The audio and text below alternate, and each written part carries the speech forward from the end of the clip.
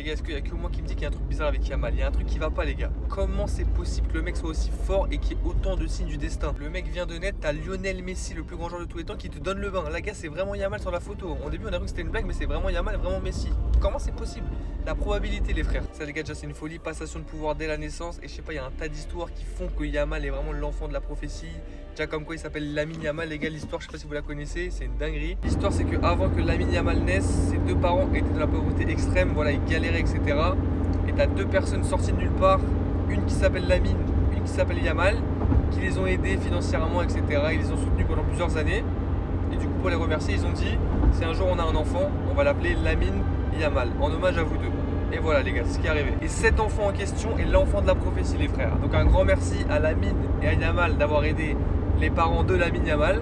Et du coup les gars, c'est pour ça qu'il met ses deux prénoms sur son maillot. C'est une dinguerie, frère. Il met pas son nom de famille, il met les deux prénoms pour rendre hommage à ces deux personnes.